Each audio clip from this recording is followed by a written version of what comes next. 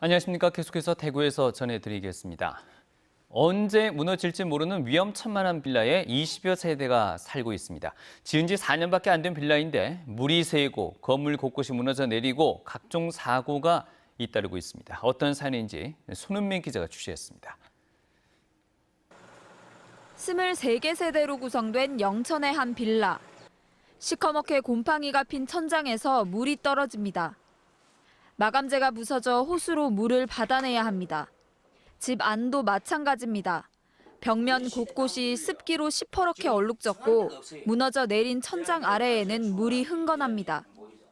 비가 오는 날마다 벽을 타고 물이 흘러내리면서 주방 수납장은 이렇게 뒤틀렸고 천장은 곰팡이로 가득합니다.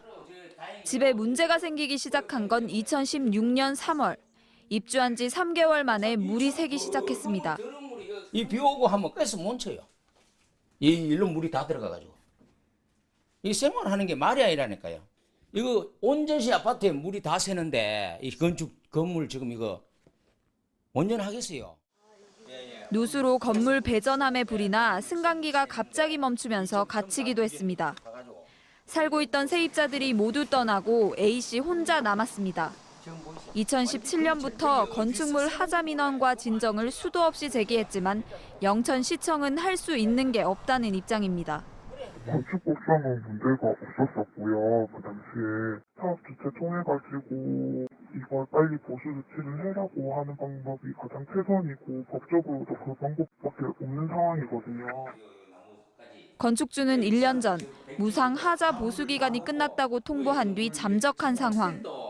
A씨는 하자 투성이 건물에 입주 허가를 내준 영천시의 책임이 있다고 분통을 터뜨립니다.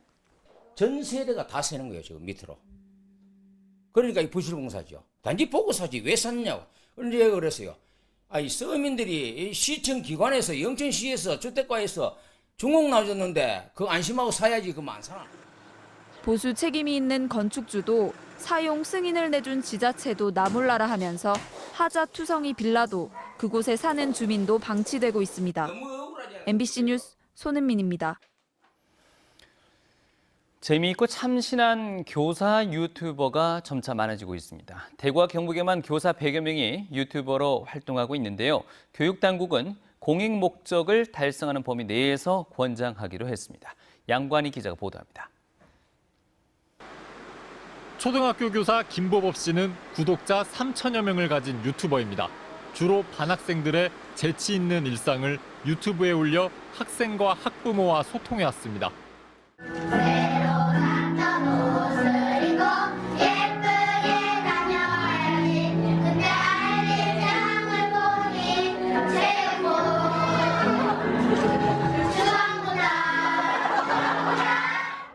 이 선생님은 새로운 유튜버를 꿈꾸고 있습니다. 동료 교사들에게 미술 수업 방법을 전수하는 유튜브 콘텐츠를 준비하고 있습니다. 동물 안에 글자를 넣어보는 미술 수업, 동물 타이포그래피 미술 수업을 소개하도록 하겠습니다.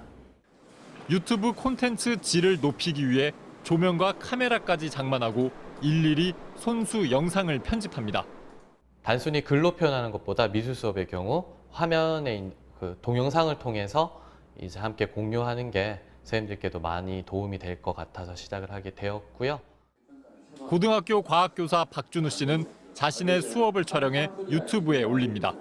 2015년부터 지금까지 꾸준히 유튜브 콘텐츠를 관리해왔습니다. 학생들한테 좀 상시적으로 좀 접근할 수 있는 학습 콘텐츠를 마련해주면 좋을 것 같다라는 생각 때문에 수업 시간 때 놓친 부분이 있으면 이제 그 시간을 이용해서 유튜브를 보고요.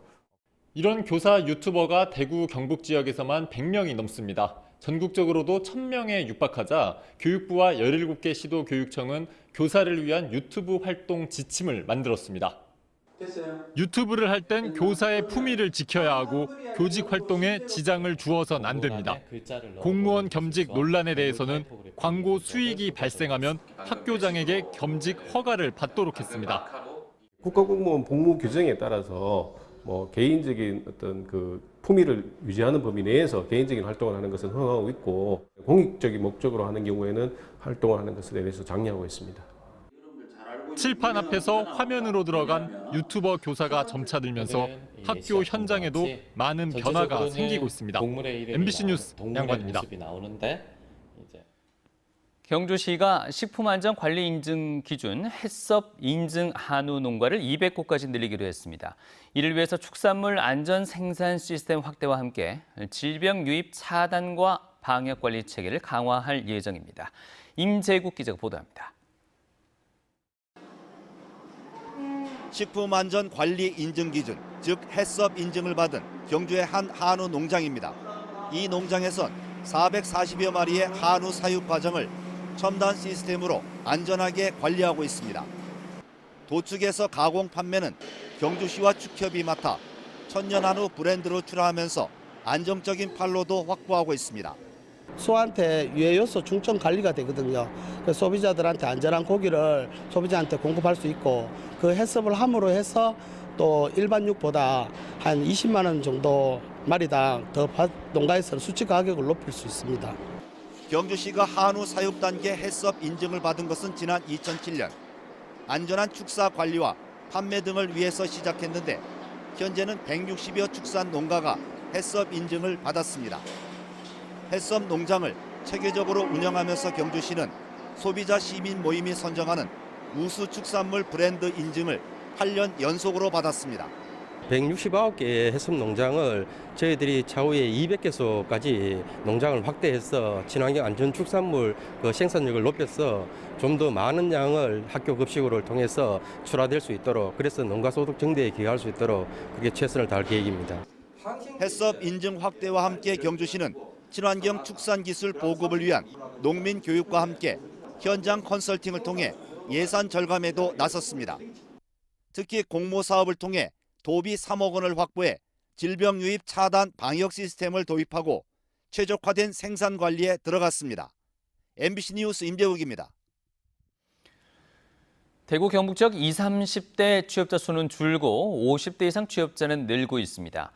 한국은행 대경본부에 따르면 대구의 20, 30대 취업자 수는 지난 2016년 42만 2천 명에서 지난해 37만 7천 명으로 2년 사이에 4만 5천 명이 줄었습니다.